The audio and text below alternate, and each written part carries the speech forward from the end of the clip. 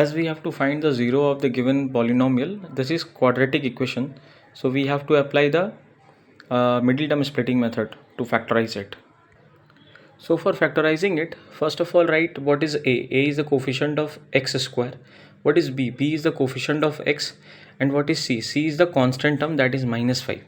First of all we do the multiplication of a into b. What is it? It is 4 into -5, that is -12. Okay, now what is the next step? In the next step you have to split 20 in two parts, so that when you product the number, two numbers, you will get -20, but when you add or subtract the number you will get 8. मतलब 20 को कुछ ऐसे break करो कि दोनों को product करने पर -20 आए, बट ऐड या सब्ट्रैक्ट करने पर 8 आए. So we can choose the number as 10 into 2.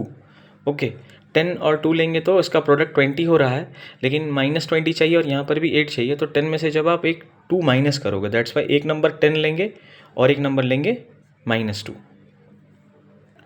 और उसके बाद आप 8 के जगह पर आप लिखोगे 10x - 2x. देखो ये टर्म सेम है, 4x², बट 8x को कैसे लिखे हैं हम लोग? 10x - 2x. सो दैट देखो इसको सब्ट्रैक्ट करेंगे तो ये 8x हो रहा है और इसका प्रोडक्ट 20 हो रहा है, यहाँ पर देख लो. ठीक है, ये चीज़ आपको लिख करके नहीं दिखाना है, ये चीज़ एज अ रफ करोगे. सो यहाँ पर ये इक्वेशन निकल करके आएगा. अब क्या करना है कि पहले दो पेयर में से जो कॉमन है उसको निकाल दो. तो पहले नंबर्स को देखो, 4 और 10. 4 और 10 में ऐसा कॉमन नंबर मतलब जो दोनों को डिवाइड करता हो वो 2 है, और यहाँ x का पावर 2, यहाँ x है, तो यहाँ 2x है, यहाँ 1x है, तो हम लोग 1x कॉमन निकाल सकते हैं. तो अंदर क्या बचेगा? ये हो जाएगा 2 2 = 4, मतलब 2 बचेगा. यहाँ से 2x था, 1x बाहर निकल चुका है तो 1x बचेगा, प्लस 10 में से 2 बाहर निकल चुका है, तो यहाँ क्या बचेगा? 2 5 = 10, और 1x था जो बाहर निकल चुका है, तो 2x + 5. ठीक है, अब नेक्स्ट वाले पार्ट में देखो, यहाँ -2x है, यहाँ -5 है, तो हम लोग -1 कॉमन निकाल सकते हैं.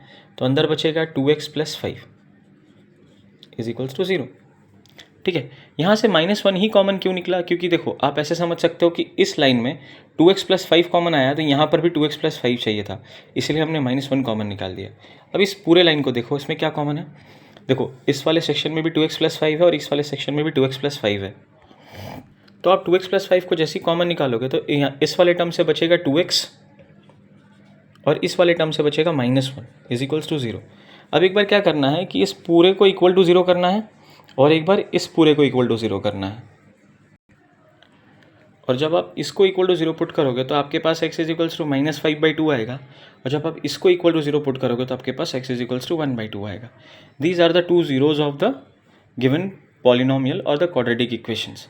और मैंने बताया था कि अगर डिग्री 2 है तो 2 सॉल्यूशंस या फिर 2 जीरोज़ आएंगे, तो यहाँ पर हमारे पास 2 जीरोज़ निकल चुके हैं. Thank you.